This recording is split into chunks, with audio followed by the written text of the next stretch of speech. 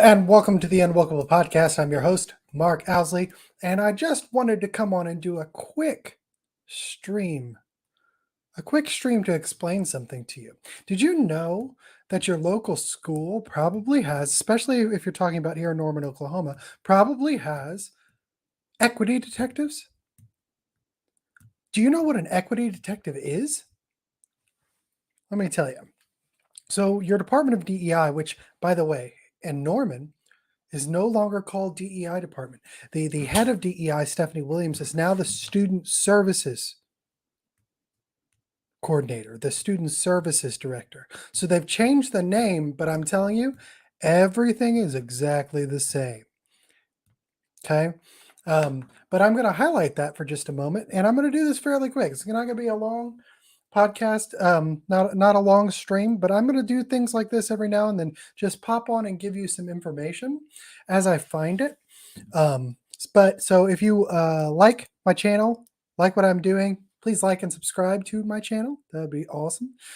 Hit the little bell so you can be notified when I come on.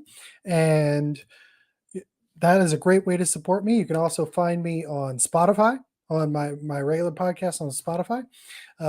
And you can give me 4 likes or 5 likes or however many stars there. That'd be great.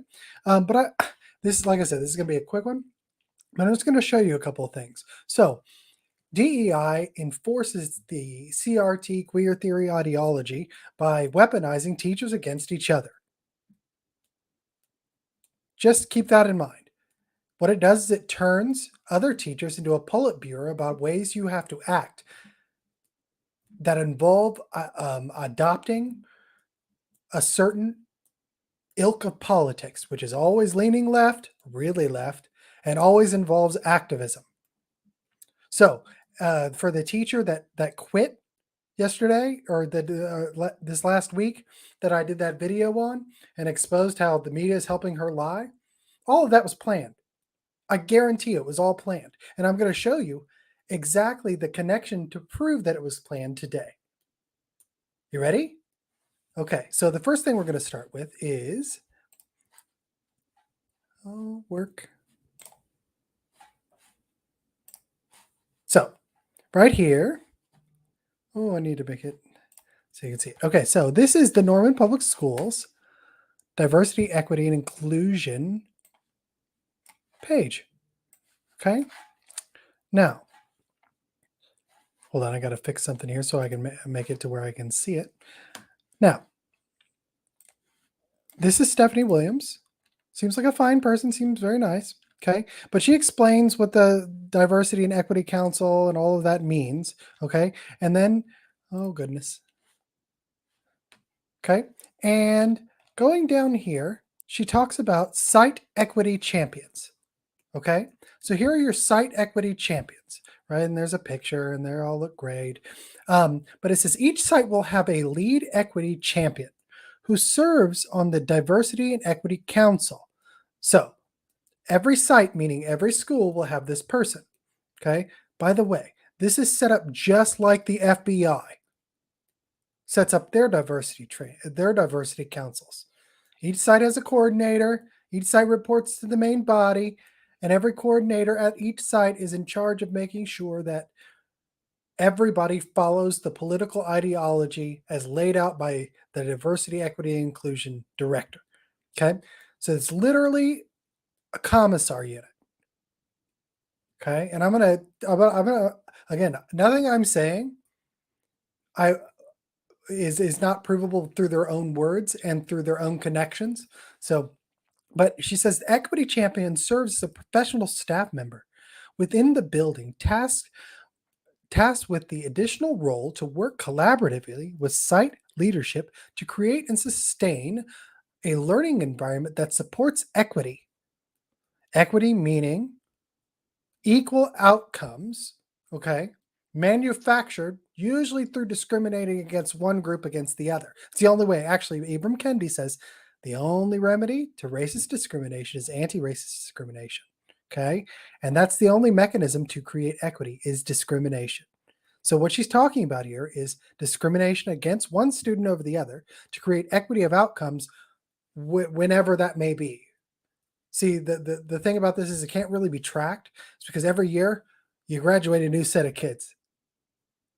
So the kid you're working with today won't be the kid you're working with tomorrow.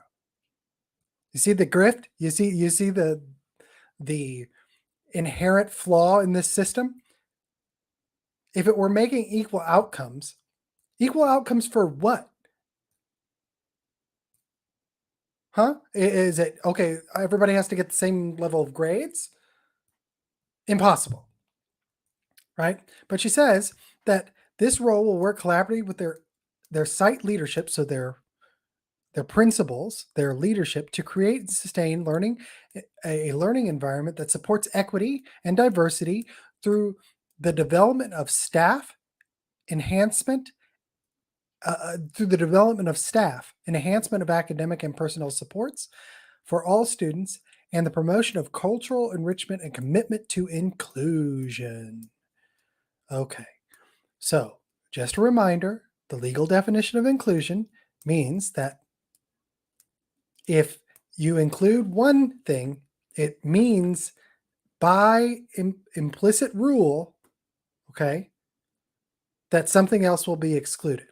That something else is any diverse viewpoint that might divert from the critical race theory, queer theory ideology. So now, so you have equity site champions. They call them champions. My Chiron here said equity detectives because that's what they really are. They use the word champions to throw you off of what they actually do because what they are is their reporting system. That's what they are. If you remember, and I'll do another little video. I don't have it pulled up, so I don't want to take the time. But there's there's a video of site teachers in Norman telling their lead equity person is telling them to walk around the school and make sure everybody has the fair amount of equity represented on the walls and in their classrooms. And if they don't, they were to report that to a Google Doc back to the people so they could take care of it. What does that sound like to you? Sounds like you're creating a hostile work environment, doesn't it? Yeah, it does. So now I'm going to get to the crux of it. So your diversity equity director, Stephanie Williams, if you go on the website to Norman Public Schools, you'll see that they use a system. And the system is called BELL, B-E-L-E. Okay? And BELL is a building management system, kind of. Let me just go back here. I'm going to go to the BELL network, see if it will take us there. Okay, so here's BELL. Let's see if I can go back. The BELL network is the system that Norman Public Schools has adopted to create equity, inclusive educational spaces. And I'm going to do more videos on this, so stay tuned on this because this is a big deal. Because the very use of this is a violation of 1775. Because just in the language, just in the use of the framework. Okay? But here, let's stick on task, and I'll tell you more about BELL later. But it is used and incorporated by Norman's entire school apparatus now, since Stephanie Williams took over as first the DEI director, which she's not anymore, because we called her out on that, and so now she's hidden as still doing the DEI job, but as the student services. As the student, they think they're smart, but they're, and I'm sure they're intelligent people, but they're literally trying to hide things from you. So I'm going to read this to you. So this is short. So it says 10 steps to become an equity detective. Again, this is by the program instilled at Norman Public Schools. Okay. By Dr. Irvin Scott. He says, in my work with the system and school leaders around the country, creating more equitable experiences and outcomes for students has taken center stage. And even more since we look to recover from the pandemic.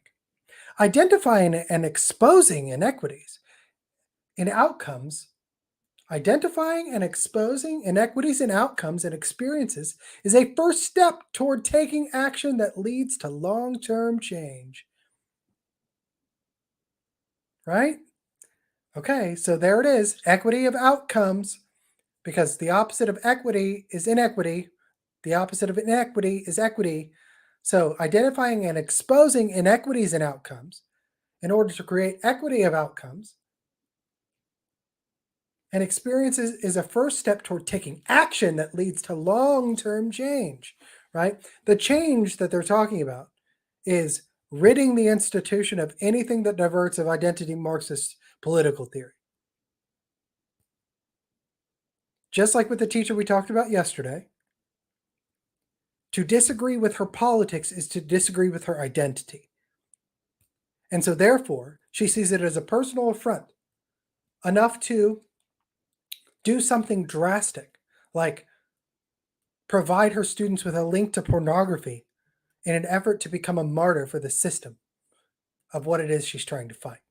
Okay, so here is the 10 steps to becoming an equity detective. Okay, oh, but let me read it. But it's not enough to identify the inequities. Ultimately, it's a moment for action. In other words, I've been learning with these leaders of the schools how to become an equity detective. A leader who actively looks for and takes action to address structural and systemic inequities or racism in schools and school systems. Okay, so this is what Stephanie Williams at Norman Public Schools, even as the student services director, is training your kids to do, or training your teachers to do, and then your teachers are training your kids to do. Okay, and you'll see this appear in this list of what we dealt with this teacher who just resigned, um, trying to claim that she was fired. Amazing. Okay, so I hope these 10 principles will inspire you. Okay, please let us know if there's anything else you can add. So here's number one, get proximate. Okay, get proximate. So proximity means your general space, right? The best equity detectives are part of or deeply engaged with the system they are looking at. Okay, so in order to see, because Stephanie Williams sitting up high atop the thing cannot do this job on our own, and neither can the council. So the council deputizes teachers within each building. And those teachers within each building, as the coordinators and the representatives, deputize other teachers that they've converted to their cause to watch the people around them, to look for people who may not agree with what it is this moral identity based ideology is being planted in schools. Okay. Number two, refuse complicity. Lives are at stake, she says, or he says, or they say. I don't know which who they are, but lives are at stake. So now we've taken this from the very beginning. Refuse complicity, which means don't let people be passive. They have to either agree with you or disagree with you. If they just choose a neutral stance, they're choosing to not agree with you. And make sure they know that. Make sure they know it, because that's the cudgel. She says lives are at stake. And an equity detective doesn't seek to identify inequities, just to identify. They seek to do something about what they discover. Now, here's what Ibram Kendi says, and what critical race theories say. They say it's any situation, there's always racism present.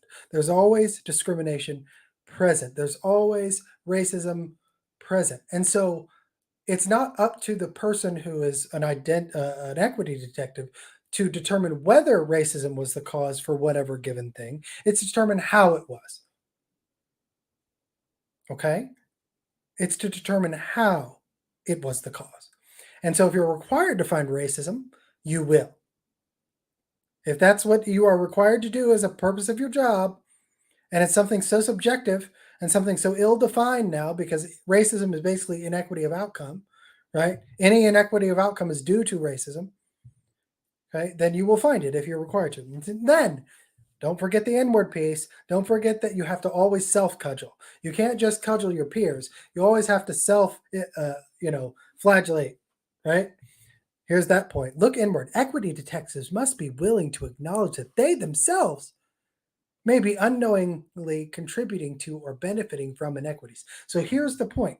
What that piece is, number 3, to being an equity detective, is that whoever is an equity detective has to adopt this mindset, has to adopt these politics, right? That's what number 3 is telling you right there, okay? Now, number 4, use data strategically. Equity detectives can use data to carefully evaluate inequities and communicate to stakeholders in an objective, non-judgmental way. So if the latter doesn't seem to describe the actual, title of use data strategically, it doesn't. Okay? Because what they're saying is use data strategically is they skew data, find data that supports your argument, and use that strategically to support your argument regardless of any other data. If you have to leave out other data, fine. That's okay. Just find some data that supports what you want in terms of this equity strategy, in terms of this political goal, right? Find that data and then leave out all other data. That's strategic. That's the strategic use of data. That just even the concept of use data strategically is an innately dishonest phrase. Data is not meant to be used for anything but what the data draws a conclusion towards. To strategize it is to manipulate the people you're strategizing it against. Okay? Number 5, challenge the status quo with compassion. Equity detectives acknowledge that many systemic and structural inequities can't be tied to personal intent. Okay, so this is always impact over intent. So basically, what you say, this reinforces what Kendi says, that it doesn't matter what you feel in your heart, think, or act in and of yourself. Racism is all around you. Inequities are all around you, and the only reason for that is some kind of bigotry or bias from one group to the other. Period. No matter what, that's it. But rather, there are and this is what I continue, but rather there are historical vestiges that have been around so long that it just is the way things are done. But as Amanda Gorman reminded us, that what just is not always just is.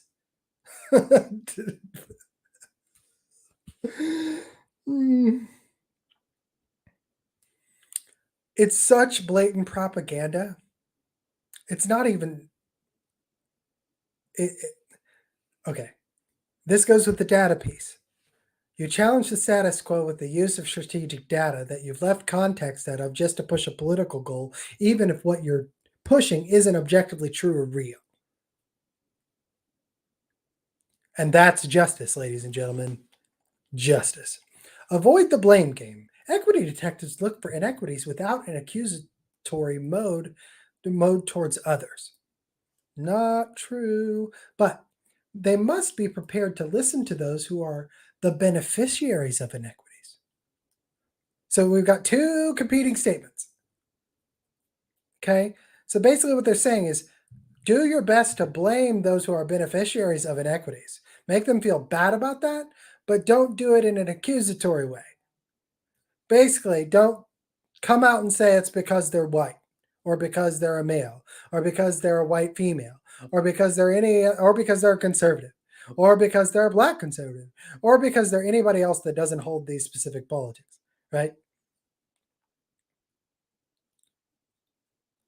So these last 2 things, the data and the avoid the blame game, work in different ways. So I continue reading the list. Number 6, they must be prepared to listen to those who are the beneficiaries of inequities and explain why change must happen without placing blame on individuals. Yeah, that's a completely bass-ackwards statement. Remind these people that they are privileged and they're the reason because their privilege holds up the structure. That privilege is rooted in their identity, but yet don't blame them. See the doublespeak? This is the dialectic. It means that it's just smashing two competing ideas together just to make your head spin. Okay? 7, we have conversations that lead to action. Okay? Equity detectives appreciate and value conversations about race and identity, and they also understand that these conversations must move to a level of action and practices that may be elusive. Here we're getting into what you're seeing with this teacher who just resigned. Okay? These conversations have to lead to action. So all of the equity detectives with equity champions in Norman Public Schools, as they're monitored, right, have had these conversations, but now the conversations are leading to action, right? And that's called activism. So they're activist teachers, right? They're leading to activism. Okay. So they understand, these detectives must understand that now they've moved out of the theory part of critical race theory, because critical race theory or queer theory, all these critical theories are rooted in a Marxist form of theory and praxis. You have to have what you believe, and then you have to act on what you believe in order to change the society around you, right? Number 8, find community-driven solutions. When equity detectives take action, they don't do it alone. The best leaders enlist those closest to the problem to help design, rapid test, and scale solutions, all with an eye towards continuous improvement and impact. Constantly do everything that you do within your institution to take over that institution for this political ideology. That really has nothing to do with helping people of differing identity groups, but has everything to do with instilling a political mode of action and thought in the institution to train your kids to be as activists as your teachers have now become. Okay? Number 9, empower others in this work. A true equity detective empowers others to look for inequities too. See what I just said right before that? See? They are empowering other people. They're not empowering them. What they're doing is cudgeling them, forcing or convincing them to be true believers, and then they, them too, become disciples of the message.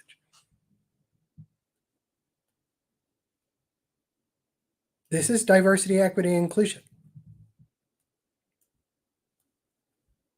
This is what they've done now by trusting and supporting them. Okay. And number 9. Here it is. Here's the example. Here's what we saw with this teacher who, on the first day of school, walked in and shared something she knew on purpose was going to be getting her in trouble, and then said in her interview, I would do it again. I did it on purpose. I would do it again, and I will continue to do it. I'm a walking violation.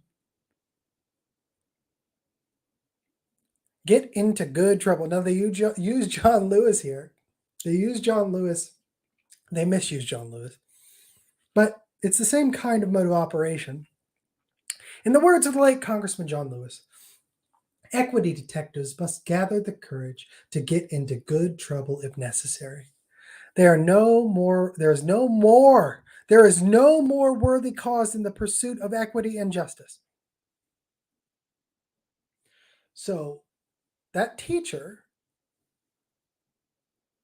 who quit, who showed her kids and gave her kids links to pornography that was banned from the school by her Democratic nominee for governor. Okay, just wrap your brain around that. Did this on purpose because there's no more worthy cause than the pursuit of equity and justice. No more worthy cause than the pursuit of equity, equal outcomes wrought by discrimination against identity groups. See, they've flipped the meaning of morality. They've flipped the meaning of morality. And justice is defined in the way that they act. Their definitions lie in what they want and how they end up getting to the point that they want, which justice is a complete ideological cleanse of an institution, of anybody who doesn't believe that there is a more worthy cause, of anyone who does. So that when that anyone who doesn't believe that, they have to remove them. That's justice. Okay? So again, you have an equity champions committee that reports to the Diversity Equity Council Committee, the executive committee, at Norman Public Schools, run by your student services director now, after we called them out too much about what they were doing and then hid inside the bureaucracy. That's what they're going to do. They're just going to continue to sink themselves down inside the leadership bureaucracy. Okay? They're just going to continue to do that. And the longer we wait, the harder it's going to be. So, your Norman Public School diversity and equity and inclusion champions are equity detectives, designed to do all of these things. To use data strategically, to cudgel people, to lead conversations, and then get into good trouble. It's really sickening how they have completely perverted the civil rights movement and the language that comes from it to mean they're using it to do the exact opposite of what Dr. King talked about. You judge people not by the color of their skin, but by the content of their character. And you don't manufacture things using racist discrimination to push it the other direction. Darkness cannot drive out darkness. Only light can do that. Hate cannot drive out hate. Only love can do that. Love cannot be demanded. You must have consent. If you demand people or you force people through policies to discriminate against other people in the name of love, that's not love. That's an inversion of love. Right? So again, this all comes from the Bell Network. I challenge you all few people watching right now who may watch this later. Go to the Norman Public Schools website. Look up their DEI office. And read what network and what structural system they use at Norman Public Schools.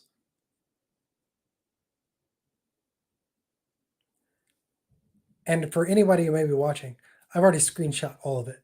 So you don't take it down. To those of you who may be watching that would want people not to see what's on these websites. Because the very influx of this program in Norman Public Schools is a direct violation of state law. And don't worry, the Board of Education is going to hear about it very soon. Get ready. I played around too long. I've trusted in politicians too long. No more. If you like the video, if you like the information I'm giving you, you should use it.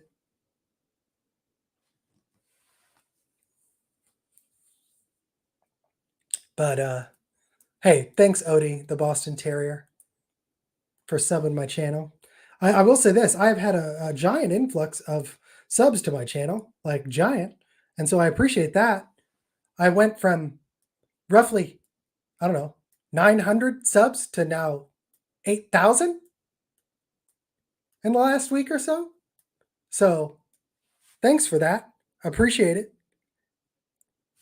It shows that there are lots of people out there who do not like what these people are doing to our kids in the name of faux equity.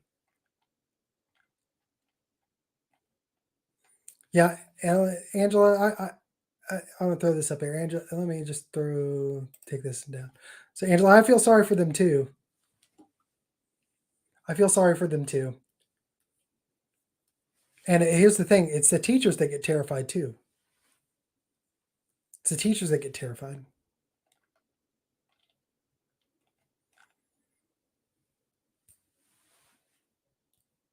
Someone said here on the Facebook said, I would like to know the titles and content of each and every book she covered with her red butcher paper to make her statement. Me too. Me too. You think one of them was The Handmaid's Tale? Which that one actually I think could have stayed. Just saying. Equity detectives. So this is from another Facebook user. It says, equity detectives, how is this allowed? My point exactly. That's what I've been saying for the last 2 years to Governor Stitt, to Ryan Walters, to the state board, to Frank Keating, to Rick Nagel,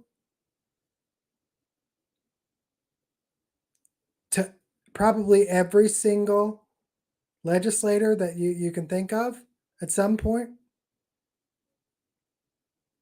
I've been saying this. This is what 1775 hasn't fixed yet. It's starting to, but the problem here is that it's going after the teachers, and we need to go after the administrations because the administrations are doing this. There needs to be real teeth. There needs to be real teeth about the administrators and the extracurricular activities, meaning the not in the classroom mandates outside of a curriculum. Because, as I've said to all of them before, this is not about what's necessarily been, it is about what's being done in the classroom, but it's more about what's being done outside of it, in the structures, in the systems. They're ingraining racial discrimination in the name of creating equity in all of the policies and practices of the school so that it trickles down to your kid in the classroom. It has no choice. And then if everybody's doing it, you can't fire the whole school. Do you get it? And we spent the last 2 years milly-malling around about school choice and crap like that as a fix for it. And it's just not. When they could have just went right after DEI in the first place. And they didn't. They tried. There was some who tried. Okay. But in order to fix a problem, you have to correctly diagnose it. And in a state like Oklahoma, where there's almost no Democrat presence, it should have been a little easier, but there were ulterior motives. Here's the last thing I'm going to say. I'm going to let you guys go.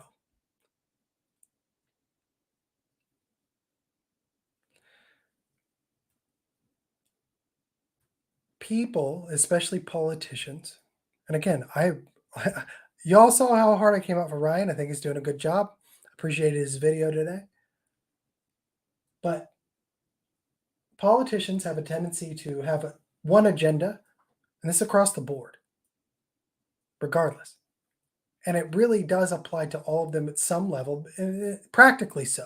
Meaning, when I say practically, I mean it's kind of necessary to do the job. So I'm not demeaning anybody, but you have to understand as parents, as private citizens, that there's always what you see and then what you don't. Sometimes that's good, most of the time it's bad, right? But the only thing that will move them beyond their own incentives, like what keeps them in office, what keeps their pet project from moving forward or staying back, is a groundswell of grassroots support that pushes pressure on the politician or the group of politicians to do what it is that they may find uncomfortable in doing. This is what the woke did better than us, and how all this changed so quickly was because they activated a very small group of loud people, caught them off guard, and shamed politicians into accepting bad ideas. And then the politicians, like your OU Board of Regents, and your accepted the poison pill, and now they're stuck with it. And conservatives or liberty minded people, or even just center left people who see this, lack the will to activate like they did in Loudoun County, right? To get something done about it. To literally shame the politicians, that's democracy. Right? That is a measure of democracy. It's what protest is for, and you can protest for good or bad, right? You can protest based on a lie. You can protest based on the truth. And Moms for Liberty is starting to really do that. Okay, but I challenge you this as we move into November. There's still elections happening. And Lord knows I don't want any Democrat. But as long as people are on the ballot, you have the power. As long as people are on the ballot, the people have the power. And the overwhelming majority of the people in Oklahoma see this for what it is. Share this out. Let people know that this is a bureaucratic structure. Tell them to tell their legislators and tell them to tell. Here's the other part. The other thing you have to do is you have to turn their own mechanism on them. If your kid comes home with a book that's inappropriate, turn that right over to me, turn it over to the State Board of Education. Do something about it. Then go get mad about it. Be the mama bears, be the papa bears. If you like the channel, if you like the information I'm bringing you, like, subscribe, share, hit the bell so you can be notified when I come on. And you can also find me on like Spotify and Apple Podcasts and all the podcast channels. You can find me on Twitter and Facebook, several different places. So, and any support you would give, I would greatly appreciate it. But I'm here helping you guys, trying to get you the information I can. If you have any questions, send them to me. You can DM me on Twitter. You can message me on Facebook. You can tweet me. You can do that. Okay. Thank you so much. Thank you for watching the Unwelcome podcast. Well, I may see you a little bit over the weekend, but I'm definitely coming back for Monday. Monday might be a big day. Stay tuned.